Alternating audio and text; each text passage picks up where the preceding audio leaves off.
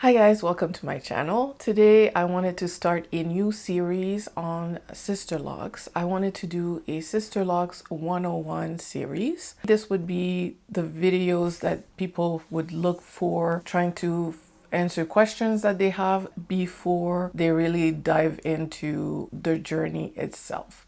So before installation, even before finding the loctician, why sister locks versus other locks? Well, there are many reasons why people decide to get sister locks. In my case, I decided on sister locks because I thought that my hair was not thick enough for bigger locks and that it wouldn't look good because I have fine hair.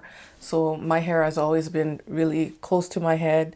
I didn't get a big afro when I finally went natural. It's not super low density, but the strands are fine. And the density, I think, is medium to low. So when I was deciding, I wasn't sure at all. But what I knew is that probably for my hair, small locks would be what would be the best. I didn't know about sister locks in the beginning, so I was looking into small, regular locks. Very small. So I looked on the internet and then I started discovering things. I saw people getting micro locks and I also saw people getting sister locks. And I was like, okay, those look like they could go for me. So after I started looking into micro locks and sister locks, I saw the difference between the two were mainly that you could start your micro locks on your own, but the sister locks have to be installed by a certified technician, a consultant, loctician. What I really wanted to talk about was the decision. How do you really decide on what kind of locks you're gonna get? First, you have to look at your hair and also think about the kind of style that you like. And also you have to look at your budget. So that's another thing that you have to look into when you want to get locks, because some lock styles don't cost too much. They just cost you the time to do them and the time to maintain them yourself. But you also get the possibility of getting locks that are installed by a loctician. These can be micro locks, these can be sister locks, they can be regular locks as well. You will get different price range depending on what kind of locks that you want to install. The most expensive ones are the time consuming ones. So if you start with the idea that you want to get large locks, even if you get them installed by a loctician, it's not going to be a lot of money first to install, and it's not going to be a lot of money to maintain. If you go every few months to retwist or retighten if you want to interlock, it's not going to be expensive. That's a choice and that's a possibility. However, if you want the small size locks, which is what a lot of people, I don't know if it's because this is all I'm watching, but I see a lot of people doing that, going for micro locks or sister locks. So if you decide on those types of locks, they will be more expensive. Micro locks are in general supposed to be bigger size than sister locks, although that's another topic because you can get micro locks as small as you want. But well, in my experience, the micro locks that I was gonna get were twice the size of the sister locks that I got. So that would mean installation would be lightning fast compared to the sister locks installation, especially if they are installed with twists instead of interlocking. And also they will cost a lot less to maintain if you don't want to do it yourself. Maintaining micro locks is a little less than maintaining sister locks. The longer it takes for you to do whatever, if it is retightening or whatever, installation and all that, the more money it's going to cost. Of course, you have to pay your loctician, and even if you calculate, it's not even that much money compared to the labor that she's giving you. So when you decide finally on the type of locks that you want for the look that you like, you have to look at your budget. Does the type of locks that you like fit your budget? If you decided on sister locks but you don't really have a job, that might not work unless your parents agree to pay for it for you for a while. Maybe that would be a possibility. But if you have to pay for it yourself, you need to have a job, and you also, I would say, need to be able to pay your bills on time every month. If you're in that situation, look at your budget and look at what you could remove from it to replace it with the expense of the sister locks.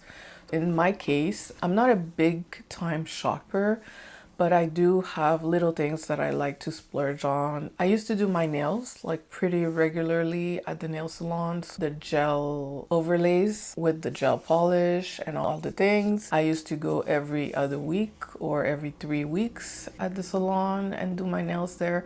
So when I decided to get Sisterlock, I was like, okay, so this is something that I'm gonna be cutting off my budget so that, you know, my maintaining my locks will not be a big, you know, burden, because of course I have a family, I have responsibilities, but I also want to enjoy my life. So what are the ways that I'm using to enjoy life is, you know, getting little things that are fun for me as an adult, and it could be a nicer car than what I had when I was younger. It could be little things like if I can renovate my kitchen. I haven't done that, but that's something that I want to do and that I'm dreaming about right now. So the main important thing is when you decide to get Sisterlocks is your income stable?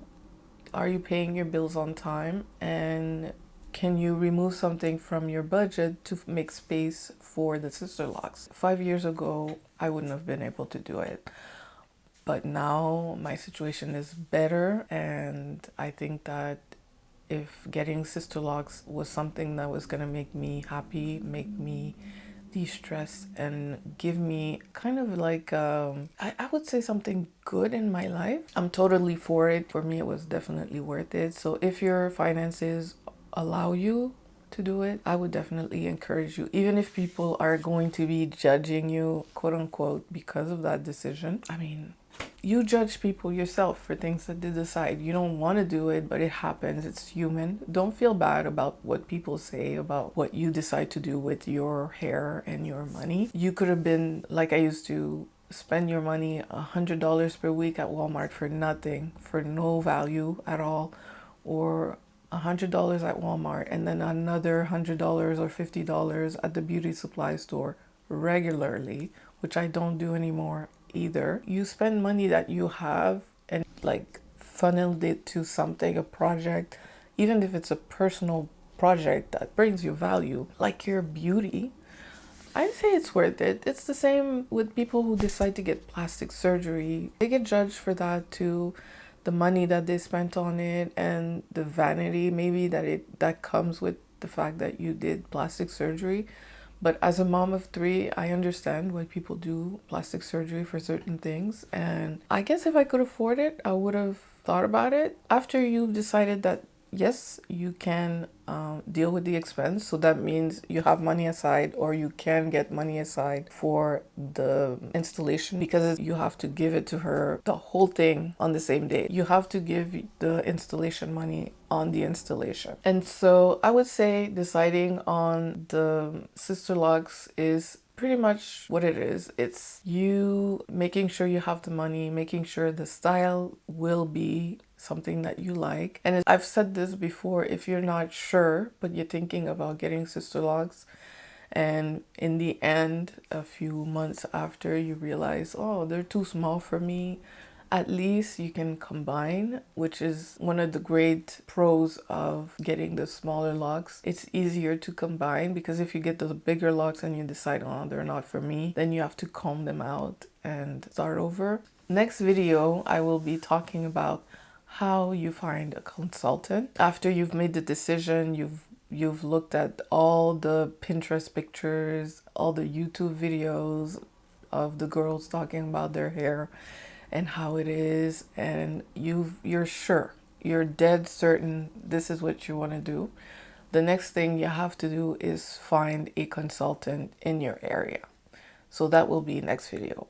I hope you enjoyed this video, and I will see you in the next one. Have a good day. Bye.